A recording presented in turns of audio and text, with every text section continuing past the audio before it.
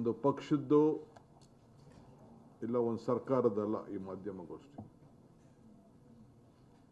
ಇಡೀ ರಾಜ್ಯದಲ್ಲಿ ಇರುವಂಥ ಎಲ್ಲ ಕೂಲಿ ಕಾರ್ಮಿಕರ ಬದುಕು ಜೊತೆಗೆ ಗ್ರಾಮೀಣ ಪ್ರದೇಶದ ಅಭಿವೃದ್ಧಿ ವಿಚಾರದಲ್ಲಿ ಕಳೆದ 20 ವರ್ಷದಿಂದ ಏನು ನಮ್ಮ ಹಳ್ಳಿಯ ಜನ ದುಡಿದು ಬೆವರು ಸುರಿಸಿ ಆ ಊರನ್ನು ಅಭಿವೃದ್ಧಿ ಮಾಡ್ತಾಯಿದ್ರು ಮತ್ತು ವೈಯಕ್ತಿಕವಾದಂಥ ಅವರ ಬದುಕಿನಲ್ಲಿ ಒಂದು ಶಕ್ತಿ ತುಂಬ್ತಾ ಇತ್ತು.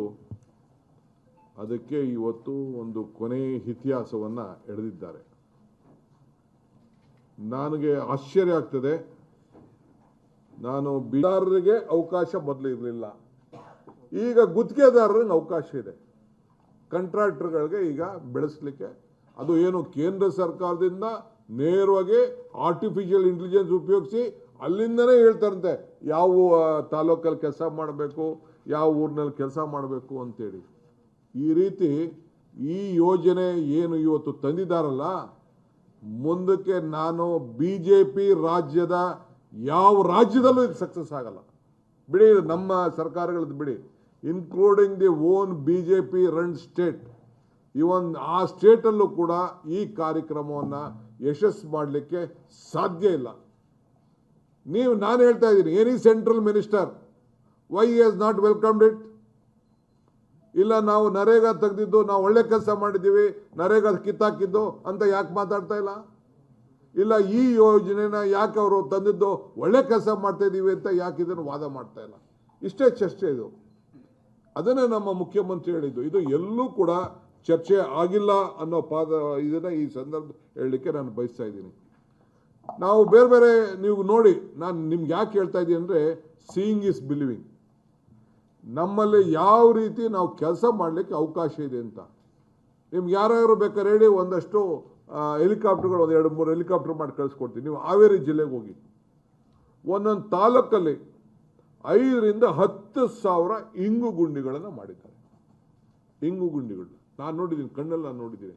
ಹಾವೇರಿ ಜಿಲ್ಲೆಯಲ್ಲಿ ಆ ನೀರನ್ನು ಒಂದು 20x20, 40x40 ಇದರಲ್ಲಿ ಮಾಡಿ ಆ ಇಂಗು ಗುಂಡಿಗಳನ್ನು ಅಗ್ರಿಕಲ್ಚರ್ ಡಿಪಾರ್ಟ್ಮೆಂಟಿಂದ ಮಾಡಿದ್ದಾರೆ. ಕೃಷ್ಣ ಬೈರೇಗೌಡರು ಅಗ್ರಿಕಲ್ಚರ್ ಇದ್ದಂಥ ಸಂದರ್ಭದಲ್ಲಿ ನಾನು ಕಣ್ಣಲ್ಲಿ ನಾನು ನೋಡಿದ್ದೀನಿ.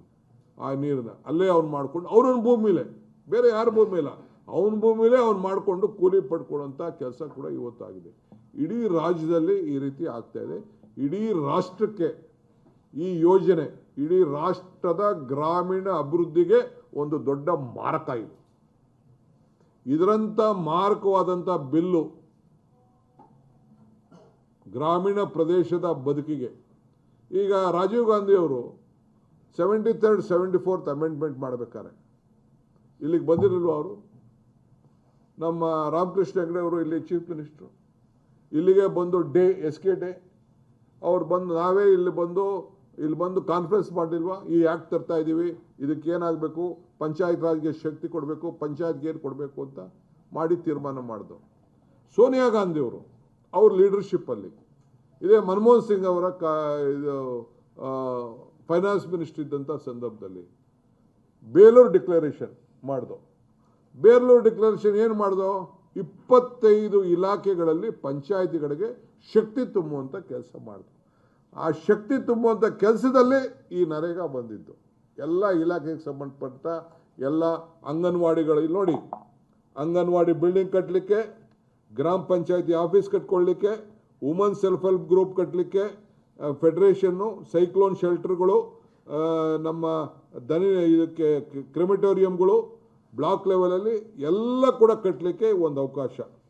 ಆಮೇಲೆ ಇದನ್ನು ಗೋಡನ್ಗಳು ಕಟ್ಕೊಳ್ಳಿಕ್ಕೆ, ಏನೇನು ನಮ್ಮ ಸಮುದಾಯದ ಭವನ, ಏನು ಸಮುದಾಯಕ್ಕೆ ಸಂಬಂಧಪಟ್ಟಂಥ ಎಲ್ಲ, ನಾನು ವೈಯಕ್ತಿಕವಾಗಿ ಒಂದೇ ಮಾತಾಡ್ತಾ ಇಲ್ಲ, ಕಲ್ವರ್ಟು, ರೋಡ್ಸು ಇನ್ಕ್ಲೂಡಿಂಗ್ ಸೈಡ್ ಡ್ರೈವ್ಸು, ಪ್ರತಿಯೊಂದು ಊರಲ್ಲೂ ಚರಂಡಿ ಮಾಡ್ಕೊಳ್ಳಿಕ್ಕೆ, ರೋಡ್ ಮಾಡಲಿಕ್ಕೆ, ಜಮೀನುಗಳಿಗೆ ಹೋಗ್ಲಿಕ್ಕೆ, ರಸ್ತೆ ಮಾಡ್ಕೊಳ್ಳಿಕ್ಕೆ ಎಲ್ಲ ಇತ್ತು. ಇದು ಮುಂದಕ್ಕೆ ಒಂದು ಮನೆ ಕೂಡ ಮಾಡ್ಕೊಳ್ಳಿಕ್ಕೆ ಸಾಧ್ಯ ಆಗೋದಿಲ್ಲ.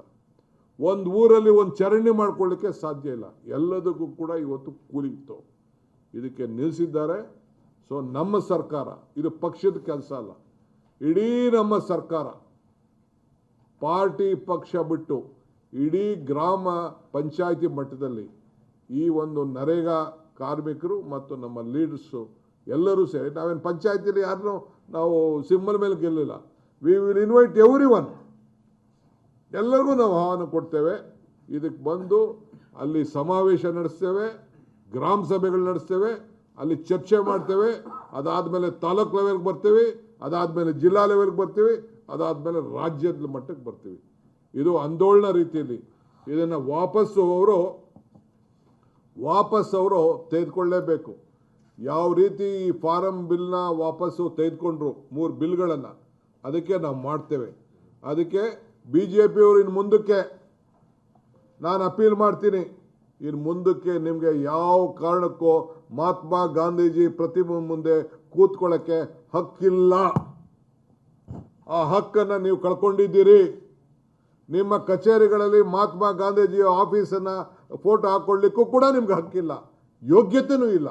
ಅದನ್ನು ಕೂಡ ಇವತ್ತು ನೀವು ಕಳ್ಕೊಂಡಿದ್ದೀರಿ. ಅವ್ರ ಹೆಸರನ್ನ ತೆಗೆದ ಮೇಲೆ ನಿಮ್ಗೆ ಎಲ್ಲಿದೆ ಹಕ್ಕು?